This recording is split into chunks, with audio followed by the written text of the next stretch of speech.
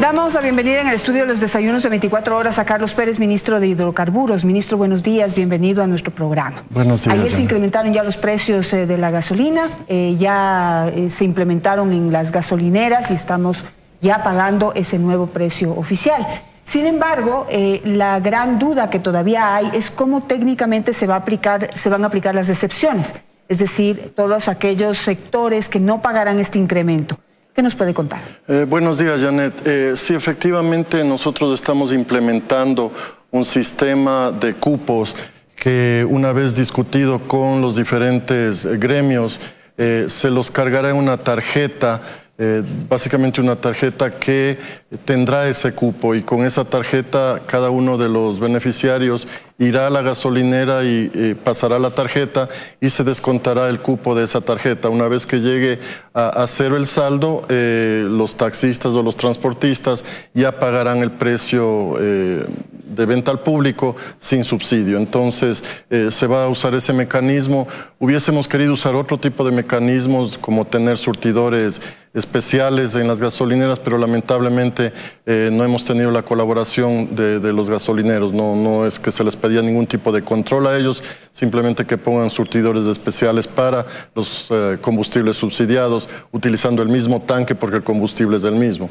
Pero en todo caso hemos resuelto de esta manera, y así se harán beneficiarios con el cupo acordado entre transportistas, taxistas, etcétera. Es decir, bueno, estamos hablando obviamente de todos quienes están asociados gremialmente, legalmente. ¿Cómo va a ser el proceso para poder acceder a esa tarjeta? ¿Cómo, cuándo, dónde accederán? ¿Cada cuánto la pueden recargar? Ya, a ver, nosotros tenemos dos bases de datos. Una que se les ha pedido a los gremios que nos den de sus afiliados o asociados. Nosotros vamos a comparar eso con nuestra base de datos de ANT y SRI y validar los nombres de las personas a quienes tendrían derechos. Básicamente la placa del vehículo es quien tendría derecho a ese beneficio. Las recargas, como los cupos son mensuales, las recargas de las tarjetas se harán mensualmente. Tienen que acercarse al Banco del Pacífico una vez que esto esté establecido y retirar su tarjeta para poder hacer uso de esto. A los taxistas se les ha pedido que nos den el plazo de estos días para implementar este sistema, hasta tanto ellos van a pagar y luego recibirán el crédito para que tengan beneficio del precio subsidiado. ¿El monto del subsidio a cuánto asciende? Porque se hablaba de un monto fijo de $50 mensuales, ¿es así? No, el subsidio son 37 centavos por galón, por 270 galones, ese sería el monto mensual de subsidio que tendrían derecho los taxistas en este caso.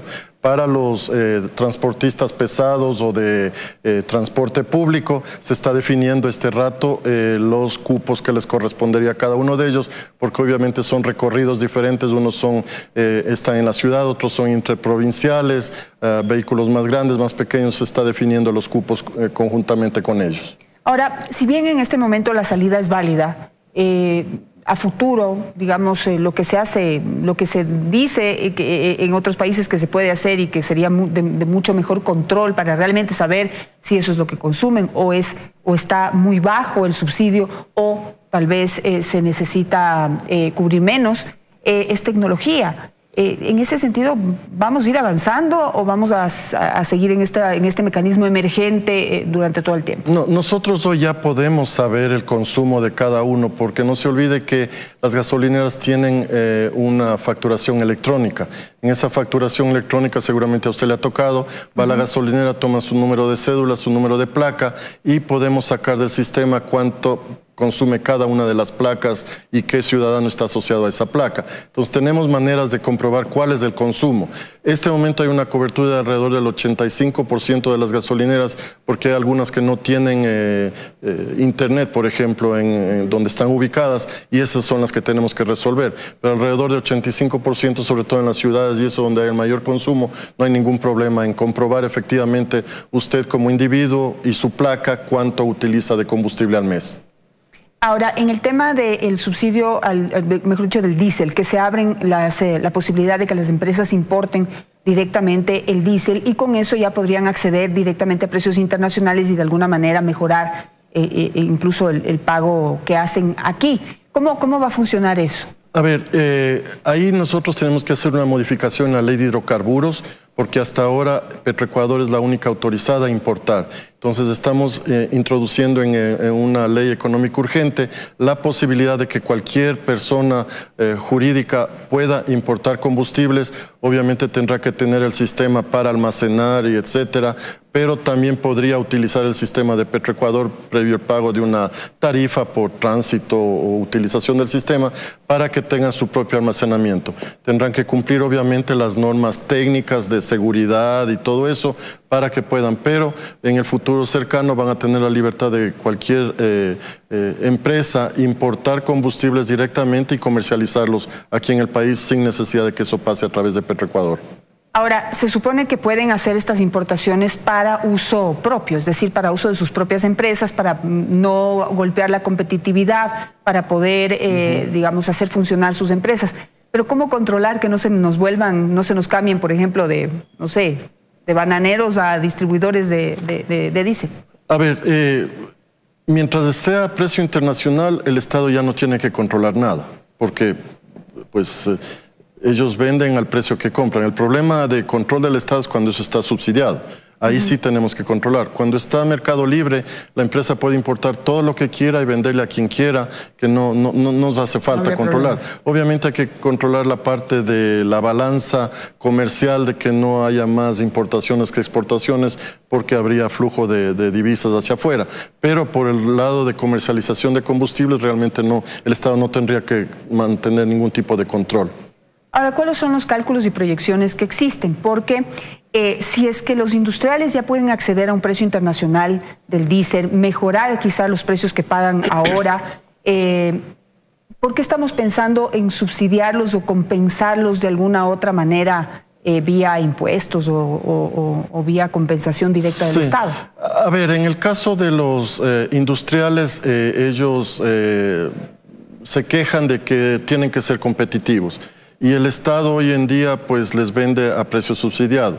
Para eliminar eso no es que el Estado les va a compensar el precio del combustible ni les va a dar un cupo a los industriales. Lo que el Estado ha decidido es que les va a dar un crédito tributario que usen ellos para el pago de sus propios impuestos. Pero eso va a ir atado a producción. No está todavía definido 100% el mecanismo, pero va a estar atado a producción y a exportación, de tal manera de promover las exportaciones de nuestro país, y con eso ellos se pueden hacer beneficiarios de ese crédito tributario para efectos de sus impuestos. Pero darles un crédito tributario sería, digamos, quitarles por un lado y devolverles por otro. Entonces, ¿el Ecuador qué gana ahí? Gana que exista más producción, que se reporte efectivamente todo lo que se exporta, promover mayores exportaciones, mayor producción, y con eso pueden ellos acceder a esto. Si no tienen mayor producción, obviamente no tendrán ningún tipo de acceso a este tipo de beneficio. Y me imagino que esa compensación de todas formas será menor al subsidio. Por supuesto, por supuesto. O sea, eso a nivel de crédito tributario es bastante menor que lo que nosotros estuviésemos compensando por subsidios. Ahora, el tema de la calidad de los combustibles. En algún momento, cuando se habló de reducir los subsidios, se habló también de incrementar la calidad de la gasolina. Eso obviamente tiene un costo para el Estado, pero de alguna manera sería un poco motivante el saber que por lo menos uno está pagando por un combustible de mejor calidad. Sí, a ver, nosotros ya estamos vendiendo, por ejemplo, la Super de 97 octanos, se está cumpliendo con eso. La Eco tiene un mayor octanaje, está por encima de los 87 octanos. Muchas veces se nos va la mano en aditivar el etanol y llega inclusive hasta 90 octanos. La que está en 85 octanos es la Extra, pero no se olvide que la Extra sigue siendo subsidiada.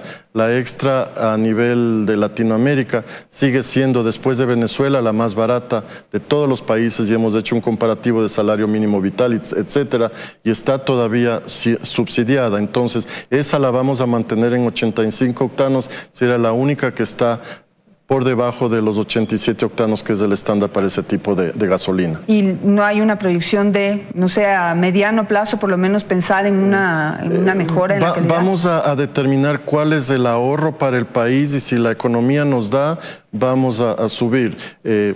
obviamente tenemos que mirar cómo funcionan otras cosas adicionales en las refinerías para ver si nosotros podemos compensar eso y mejorar la calidad de ese combustible. Obviamente estamos trabajando para algún momento llegar a combustibles con norma Euro 5 y ese es el plan. A mediano plazo queremos llegar a Euro 5, que debería ser nuestro estándar nacional. ¿El precio de la super ya se va a mantener ahí o va a seguir incrementando poco a poco? Depende de los comercializadores. Nosotros lo único que hacemos como Petroecuador es les vendemos el combustible a nuestro costo de importación más costo de transporte y almacenamiento más una pequeña margen del 2% Petroecuador y eso se entrega en terminal. De ahí para adelante el comercializador puede tomar la decisión que quiera y vender el precio al precio que guste y ya se vuelve una competitividad entre las diferentes gasolineras. En esa competencia también entra Petroecuador como distribuidor y nosotros actuaremos un poco para mantener el mercado en balance para que no haya ese tipo de potenciales abusos en cuanto al precio. Ahora, ministro, ¿cómo puede influenciar una posible baja del precio del petróleo en el precio de los combustibles de los que estamos hablando ahora? Definitivamente va a influenciar porque nosotros importamos del mercado internacional el combustible. Conforme baja el precio del crudo, los derivados también van a bajar. Nosotros vamos a ajustar en terminal los precios mensualmente. Es decir, si hoy cayó el precio del petróleo y el derivado que compramos afuera cuesta menos, obviamente el precio de venta al público va a ser menor porque vamos a vender en terminal a menor precio. O sea, básicamente vamos a tomar el precio del mes y eso será la referencia y se ajustará, como digo ya, mensualmente el precio de terminal. Ahora hablando en macro, una baja en el precio del petróleo como la que está prevista nos va a golpear durísimo la economía. ¿Qué vamos a hacer ahí? Nos está golpeando en estos días, como ustedes deben haber visto, el precio del petróleo ha caído a alrededor de $46 el barril. Esperamos que en el mes de enero Arabia Saudita tiene previsto un recorte de alrededor de 500,000 barriles y eso esperamos que haga que el precio del crudo se levante. Pero efectivamente eso tiene un impacto. Nosotros estamos compensando eso con un incremento de producción. Ya la producción en el país el día de hoy son 522,000 barriles. O sea, nosotros hemos incrementado ya 7,000 barriles de producción diaria en las últimas 2 semanas para compensar la caída del precio del petróleo. Ahora, yo tengo aquí unos cuadritos, si me los pueden enfocar, y el futuro no es muy alentador. Es decir, la tendencia de las bolsas y del mercado internacional es hacia la baja. Hemos calculado para el presupuesto general del Estado un precio de $50 por barril. Ya estamos en 46, ¿no? Sí. En 46, pero se prevé que puede bajar mucho más. ¿Cómo nos estamos preparando para eso? Y en algún momento ya usted lo mencionó, que es la alternativa que toman algunos otros países. Ahorita no sé si ya es tarde, pero digamos cuando el precio estaba a $76 debimos haberlo asegurado. Ya no se aseguró en 76, ahora ¿valdrá asegurarlos en 46 o eso es algo que no vale la pena? No tenemos los recursos. ¿Qué podemos decir? Bueno, eso es algo que se viene analizando ya por 2 años desde que estaba el señor presidente Moreno a cargo de la presidencia de la República. Se viene analizando la posibilidad de tomar un seguro contra la baja de petróleo. Todos los análisis económicos que se hicieron era bastante costoso, nos costaba alrededor de $300 millones asegurar la parte exportable de nuestro crudo. Entonces, en ese entonces no se tomó la decisión. Yo sí, personalmente, y es un comentario muy personal, creo que es saludable porque al Estado le da una estabilidad en cuanto al manejo de su presupuesto. Y yo he conversado, por ejemplo, con México, con el ministro de Hacienda de México, y le preguntaba, ustedes tienen esto, vienen manejando esto ya por años, cuénteme cuál es su experiencia. Y ellos me dicen, mire, ha sido buena, pero el resultado final es que hemos salido tablas, no hemos ganado, no hemos perdido, porque también cuando se va a la alza, nosotros seguimos al valor asegurado. Cuando se va a la baja, obviamente ganamos. Lo que le da es una estabilidad al presupuesto del Estado de tal manera de manejar bien los números y no estar preocupado de la caída. Pero eso es lo que necesitamos, ¿no? Pero usted dice que se invertirían $300 millones, pero solamente en lo que hemos perdido del cálculo que hicimos. Calculamos un precio de 58 o $55 en un principio para el presupuesto general del Estado. Sí. Bajó a 50, ahorita está en 46. ¿Cuánto hemos perdido en ese margen? hubiéramos invertido 300 millones y yo creo que ya vamos perdiendo más de 1.000 millones. Soy mala para los cálculos, mil disculpas, sí, pero son montos de ese nivel, o sea, la diferencia es de ese nivel. O sea, sí, no estaríamos perdiendo. La diferencia es importante, efectivamente, y por eso le digo, es algo que se ha analizado, se ha considerado. Le toca al Ministerio de Economía y Finanzas tomar la decisión, son ellos quienes deciden o no asegurar esto.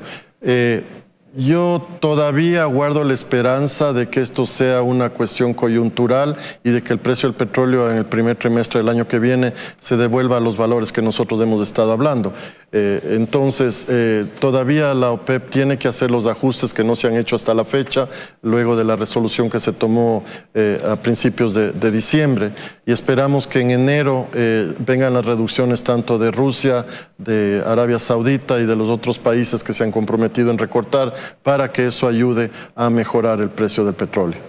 Perfecto, me quedo con eso. Muchísimas gracias, ministro, por estar esta mañana con nosotros. Espero que tenga un buen año, una buena celebración del fin de año y que el próximo año sea bueno para todos. Gracias, lo mismo para usted. el precio del petróleo. Sí, pongamos una velita. Muchas gracias, muy amable.